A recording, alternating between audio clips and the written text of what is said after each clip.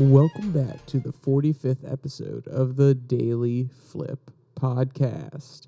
I'm your host, Alex, and today we're going to be flipping through some of the top stories, including 5 bills that the current Congress wants to get passed before the new one comes in January, a look at our dependence on the Supreme Court for deciding where we're going to go as a society in a case that is bringing up a big question that may need to be answered sooner rather than later.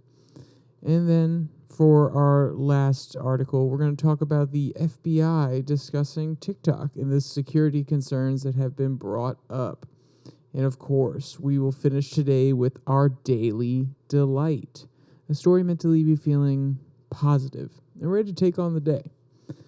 All right, that's enough rambling from me. Let's get into our first story. Actually, we're going to take a step back. We're going to go with our daily debate, which actually pertains to our first story. This one is an interesting one. I'd love to hear your opinions down in the comment section. Should Congress be able to pass legislation after the elections that had just happened, but before the next Congress is fully formed?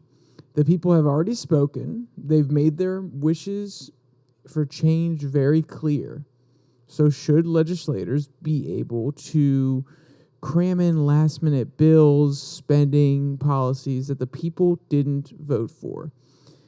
And there is an interesting aspect to this, which is if the party in power is switching, I think personally they should not be able to. They should not be able to pass any or cram any last-minute legislation through.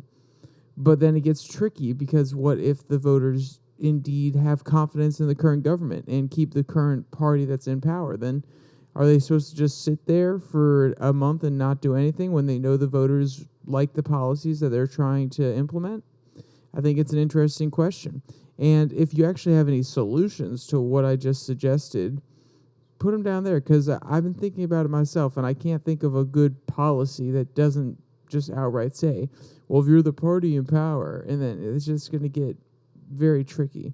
So if you have a solution, throw it down in the comment section. I'd love to read it. All right, our first article comes from the Daily Signal.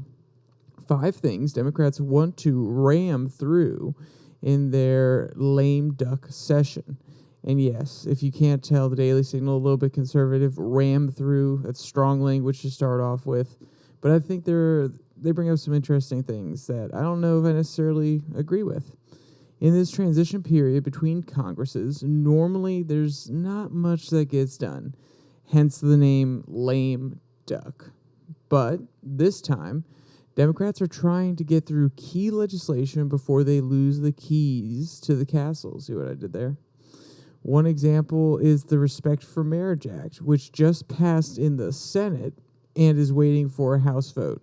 So they got their filibuster-proof vote in the Senate out of the way, and since the Democrats already have control of the House, it's presumed that the Respect for Marriage Act is going to make it through and is going to become law. And it overturns, or at least amends, the 1996 Defense of Marriage Act. So, that's one piece of legislation that they've really slated to the last second. And I don't necessarily know if they needed to. Honestly, I think a majority of Americans at this point, the Overton window has shifted so much that a majority of Americans are willing to say, yeah, of course, people that aren't traditional marriages, gay couples, lesbian couples, non-binary, I don't know what the list is really extended to now. But at the end of the day, I think a lot of Americans would say, let them do what they want to do. If you don't directly affect my life, I don't care. If you want to get married, go get married. So I don't know why they waited to do this in the cram session at the end. I think a lot of Americans would have been on board with it. Now, there are some on the Christian side who may not be, but I don't think that would motivate them any more than the populace was already motivated to go vote for the right. So I really don't see why they didn't at least bring this up. I mean, then again, they did bring it up. They did say they wanted to codify gay marriage in law, but I don't know why they waited until the lame duck session to do so. But, it is what it is. Quote, jamming through controversial legislation through Congress during a lame duck session is a troubling practice to begin with. It's becoming increasingly common to bring up more hotly contested legislation that didn't have a chance to be passed when vulnerable legislators had to face an election and the voters. And that actually could be an interesting point that the author brings up here. Maybe a lot of Republican congressmen or senators who voted for the bill were saying, okay, hold on, let's wait until the elections are over, until I've either secured my seat or a Republican has secured my seat afterwards. Maybe there was a little bit of planning between them and the Democrats saying, I'll vote with you because I think this is an important issue, but I don't want to get voted out of office by my constituents. So let's wait until the lame duck session. And I know it's not all back rooms and it's not all conspiracies, but I think there's a genuine concern there because a lot of people that are currently in Congress and in the Senate, they care about their jobs. And at the end of the day, sometimes they put their jobs before the people that they're trying to represent. And I'm not trying to be cynical, nihilistic, or say there's a huge conspiracy. It's just human interest. At the end of the day, they want to keep their job. They want to keep the job that allows them to take months off at a time, get paid to be a public servant, and then also get paid as a lobbyist or build connections so that when they get out of Congress, then they'll have the ability to make money for the rest of their lives and support their families. Being a career or professional politician is a possibility, and a lot of these guys are striving for it because at the end of the day, they know that they can be financially secure and they can do the same for their family in the future. But let's get back to the quote here. Democrats, quote, Democrats are so concerned with the democracy that they are scrambling to head off the results of last month's elections, it seems, as is often the case. The left cares little about the proper functioning of government when its priorities are at stake. The Washington Post editorial board called on Democrats in Congress to make this lame duck session a mighty one, end quote. And the fact is that it's really becoming more frequent, and that is concerning when it comes to how much certain parties are trying to get pushed through during this lame duck session. And of course, I did say at the beginning, it's rare or not much gets done. That's the old tradition. That's how it was. That's what it was perceived as. You had a month to get things in order, change the party leadership, not necessarily do anything too drastic, maybe address some key spending that is bipartisan in nature. But now, over time, these parties have seen that, we are going to lose power here. We need to get our agenda passed. And I don't blame any of them for it. It is human nature. If you see that you are losing something, it is very hard to let it go. And you're going to do what you can while you still have it to get what you want. And that's why I would say that even though I wouldn't love for these parties to do what they're doing and to push at the last second to get whatever they want through without the consent of the voters, because the voters didn't vote on it. They did not hear that these bills were not on the campaign trail, basically. Voters did not hear that a lot of these bills were going to be jammed through. So their opinion on them was not evaluated at the polls. So how can these legislators truly know that people want some of these policies? Now, of course, there are statistics, like I was talking about earlier with the Respect for Marriage Act, and if you asked a lot of people, they'd probably be okay with that. But at the end of the day, these are completely partisan, for the most part, completely partisan bills that the Democrats are trying to get rammed through. The first piece of legislation the author mentions is, quote, an assault weapons ban. On Thanksgiving, President Joe Biden said that he wanted Congress to pass an assault weapons ban during the lame duck session. The idea, we still allow semi-automatic weapons is is sick, end quote. Biden said at a Thanksgiving Day press conference in Nantucket, Massachusetts. Just sick. It has no socially redeeming value. Zero. None. Not a single solitary rationale for it, except profit for gun manufacturers, end quote. And, the author's really quick to point out here that Biden doesn't clearly define what he means. If he actually is trying to ban semi-automatic weapons, then that includes some handguns, some shotguns, a variety of weapons, not just assault weapons, quote unquote, that they've been talking about here in the past. And maybe he means it literally, semi-automatic weapons. But that takes a lot of weapons, a lot of guns off the table. And I highly doubt he's saying something so controversial. So if you actually want to have these discussions about getting rid of certain weapons, you need to have a good understanding, or at least be able to speak in certain terms about what you want gone and why you want it gone, not just sweeping generalizations about semi-automatic weapons. The next piece of legislation is, quote, the Electoral Count Act. Democrats are looking to change the Electoral Count Act. Some Democrats, however, want to see more widespread changes to the U.S. voting system to effectively federalize the process, end quote. And they've wanted to do this for a while, not just Democrats, some Republicans as well, because they don't like how certain states run their elections. But this is really an attempt to undermine the sovereignty of the states. The Constitution outlines that the date of voting will be such, the second Tuesday in November, the second Monday in November, I believe is how it's always outlined. And at the end of the day, the states will decide. It doesn't say that the federal government has any power to determine how elections will be done. It will be left up to the states. The states will decide how they do their elections. So to federalize it would be a great undermining of their sovereignty in their own elections and getting people into key positions that are necessary to run the state or the country. The next one is an omnibus spending bill.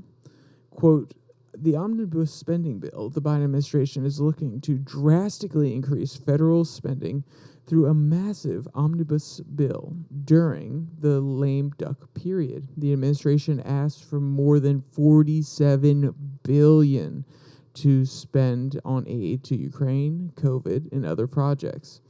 And you're going to know my commentary on this one if you listen to this podcast at all. It just seems irresponsible during this period of record inflation to be spending this much money. Are the causes justified? Maybe. But at the end of the day, that is a lot of money to pump into the economy. All right. And then the last one, which is a pretty big one, and I understand why the author left it till the end. Quote, amnesty for illegal immigrants. Congressional Democrats are seeking to codify the Deferred Action for Children Arrivals Program, or DACA, which would provide amnesty for illegal immigrants who came to the U.S. when they were children, end quote. And this amnesty would also include 3 million illegal immigrants, and they would be nationalized.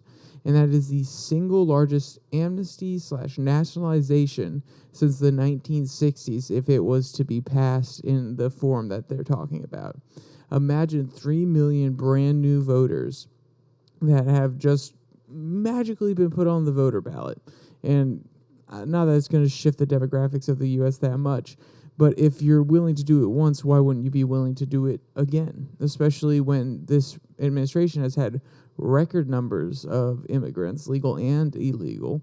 And over time, they may say, well, we have another 3 million here living illegally. We need to provide amnesty so they can have access to the services that allow them to really take advantage of the American experience. And I'm not saying that's a bad rationale. I think at the end of the day, it's a rationale that comes down to empathy. If you really want the people who are coming here to not just live as second-class citizens, and you want them to be able to fully take advantage of the prosperity that America offers, then of course you're going to say, well, we need to make sure that they have a path to citizenship, if not outright citizenship, just by giving them amnesty or nationalizing them. So I think that while maybe it's out of the goodness of their hearts, Democrats are proposing legislation here that can have sweeping effects long term if they were to continue to do so. Then again, in the 1960s, when they nationalized a large percentage of the immigrant population, it didn't pan out, and it didn't happen again for another 10 years or so, at least to a similar scale. So maybe the slippery slope fallacy is at play in my argument.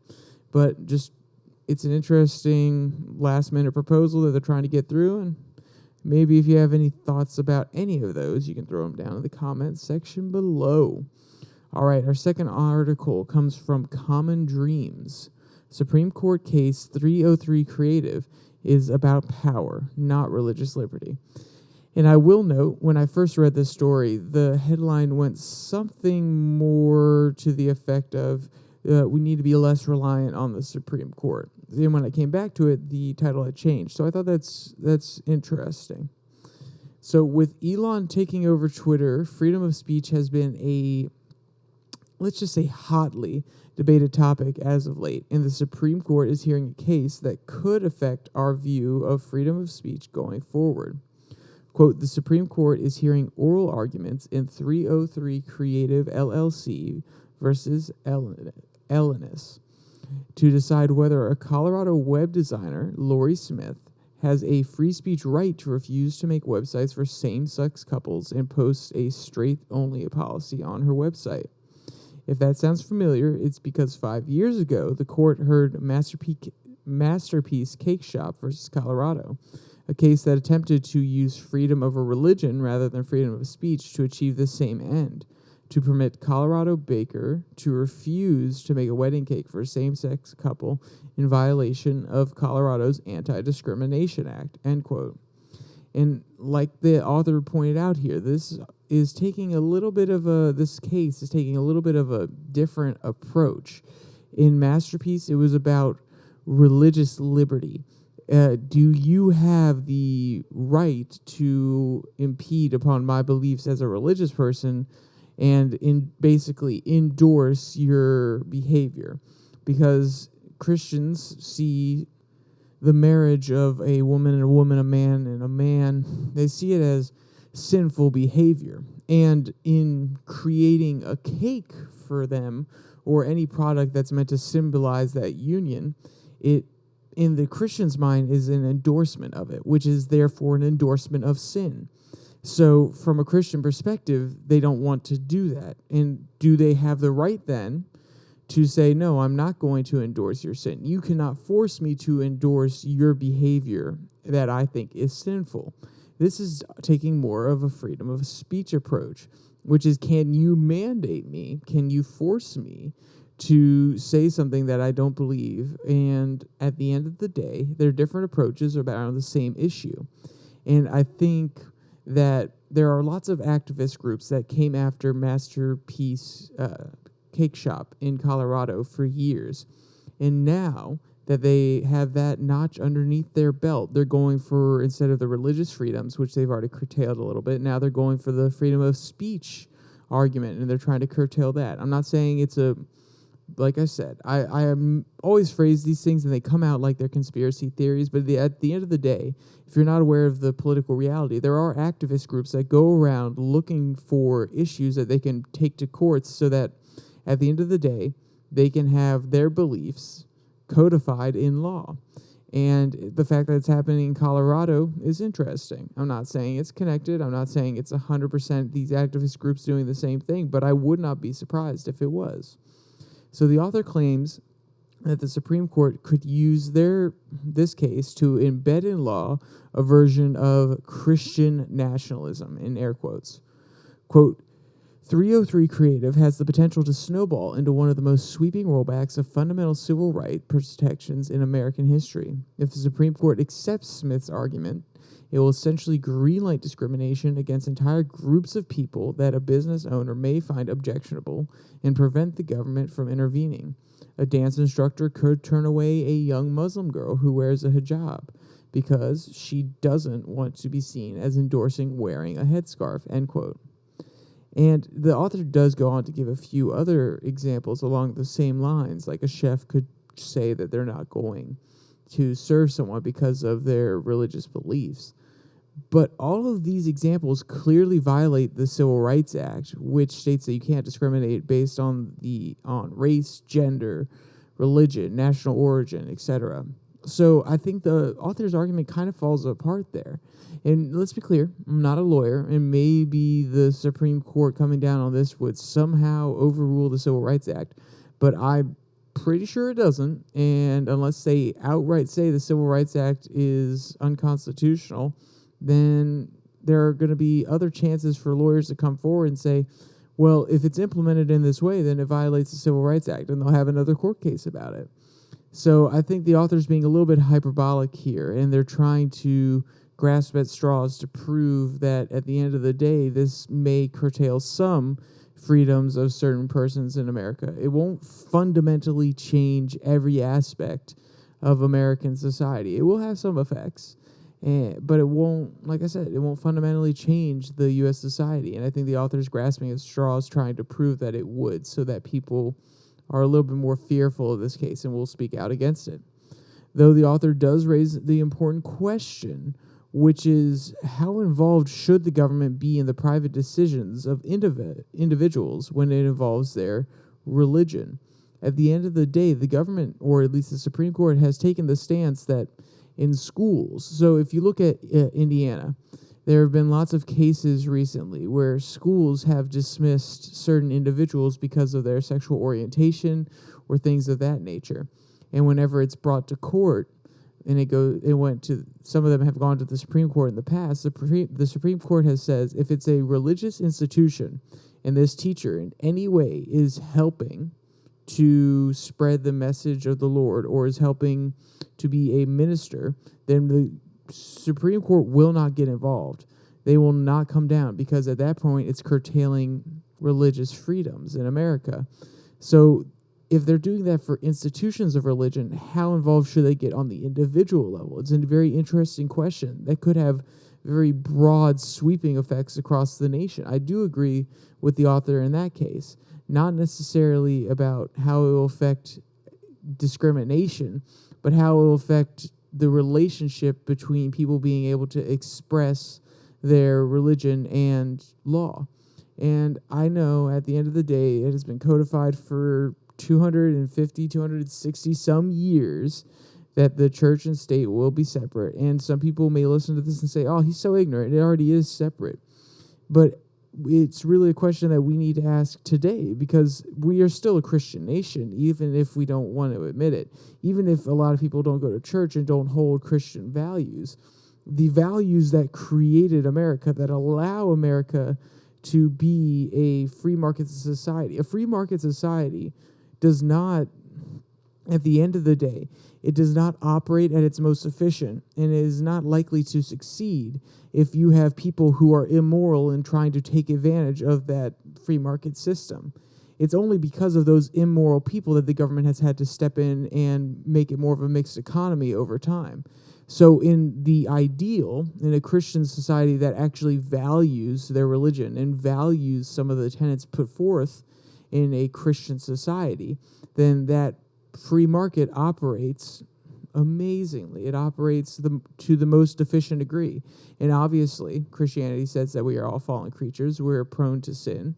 But at the end of the day, if you have a society that values the morals instilled in certain Christian religions and even other religions that instill in you this responsibility to society, your family, to not harm others, then we have a system that would work amazingly. And as time has gone on, we've drifted away from Christianity, and we've seen that people truly are sinners and have evil in their heart or have it out for themselves. The government has had to step in, and that's why we have more of a mixed economy now. So religion has always played a big role, and the foundation of America was based on the idea that we would be a Christian nation. So we can't run away from the fact that this is a key issue, even if we as a society have moved on from the Christian values that we used to hold so dear. All right, I ranted a little bit too long there and didn't necessarily get philosophical, but was looking more of it at the big picture, so I probably lost some people. So let's go back to something that will interest the younger viewers. This one comes from Axios. FBI director warns of possible influence operations via TikTok. Ooh, TikTok stealing your data. We already know that. TikTok is the single most popular new, and I put new in air quotes, social media app, being the fastest to reach 1 billion users, taking the medal away from Facebook. Over the years, concerns have definitely been raised about how much control, or more accurately, how much data the Chinese government can collect from the users of TikTok. Quote, FBI Director Chris Wray warned Friday that TikTok is controlled by a Chinese government that doesn't share our values and could, quote, use it for influence operations. The big picture. The population video sharing app has served as a point of concern for U.S. officials for years, despite the platform's move to distance itself from its Chinese parent company. National security worries continue to hound TikTok, especially as Chinese President Xi Jinping enters his third term, end quote. And the thing that it brings up here, which I think is very important, it can not only collect data, but it can also change the algorithms and the way that content is presented to its users. And this is an issue that before a lot of people were talking about this, or the algorithm, the idea that the Chinese Communist Party could, in theory, push more controversial content. Before this was really brought up in the mainstream culture, I was listening to a few people that kind of tiptoed around this idea, and I brought it up on the podcast, and I think it's the scariest part. Collecting data on users, there are already companies that do that, and the Chinese Communist Party, if they really wanted to, could buy that data. Then again, they don't have to spend the money to buy that data if they get it from TikTok, but at the end of the day, that data is still accessible somewhere. The more scary part is the effect they could have on culture long term. Imagine an entire generation growing up on a social media platform where only two videos a day are controversial, political, divisive, something like that in nature. And over time, it's going to give this perception. It's either going to push them to one side, or it's going to give this perception that things are getting worse, that we are more divided. So over time, this shapes these kids' worldviews, this generation's worldviews. And at the end of the day, the Chinese Communist Party could even push content that is provenly false for people, like pro-obesity content or pro-thick content, where, it's okay to eat an obscene amount of food and just, it's my body, I can do what I want. It's your body. You can do what you want. But at the end of the day, that's not going to help American society if all of us are overweight and we can't go out there and fight on the world stage. So over time, over vast stretches of time, which is what the Communist Party is looking at. They're not looking at 5 years. They're not looking at 10 years. They have a 20, 25, 30-year view. So over time, they could totally shift the way that American people view their society.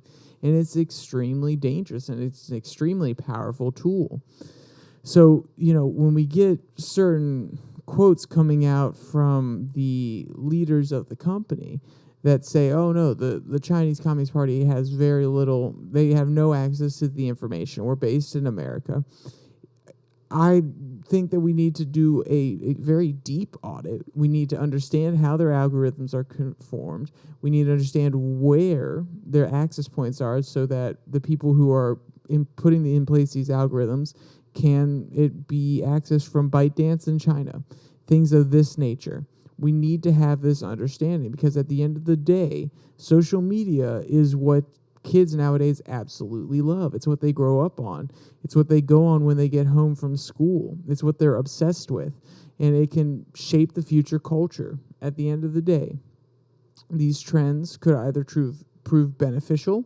We could be pushing content that's educational in nature, or there could be content that is pushed that is drama-filled and makes people care about all the wrong things and value all the wrong goals. So, just something to keep in mind. The FBI is looking into them, and I just saw this morning a headline. Didn't read the actual article, so I'm not going to pretend to know everything. But the headline read, the government is proposing a bill to ban TikTok for all government officials, which I wouldn't be surprised. They've tried to get this legislation through before, and both Trump and Biden have both issued executive orders to the nature of TikTok being a problem, essentially. All right, with that out of the way and talking about the existential problems of America's future, let's talk about our daily delight. This one comes from the animal rescue site. The adorable pine marten is making a comeback in England. So we as a species have pushed many animals to the brink of extinction, but we have, through hard work, brought some off the edge of that cliff. Quote, a cat-sized predator known as a pine marten has started to make a comeback in the south of England after teetering on the brink of extinction. It is hoped that doing so will help restore some balance to the forest between red squirrels and gray squirrels. The good news comes after scientists found evidence pine martens are breeding in the new forest, end quote. And it's good to see what we can do when we as a people come together and put our mind to something, that we can actually achieve it. This has been a long, ongoing effort in Britain. Quote, with funding from DEFRA over the last 2 years, researchers at Forestry England have been setting camera traps in the new forest after reports began to surface of pine martens in the area. Now those involved with the conservation effort have revealed that they are confident with the population, though still small, is breeding and growing steadily. To back this up, more than 100 videos of the mammal were captured in 2022, including some showing kits playing together. And some of these videos are extremely cute of these little guys, I'm not going to lie. And if you want to see any of the cute videos or photos, or find any of today's articles, they will be linked in the description below that like and subscribe button. Down there is also the Twitter handle at your DailyFlip. If you want to go over there, give it a follow. Try to put out news daily, retweet, commentary. And on Monday, Wednesday, Friday, got the link to the podcast posted, so you don't have to come to YouTube. You can go directly from there. But with all that said, there's only one more thing to say. Stay safe. Don't die.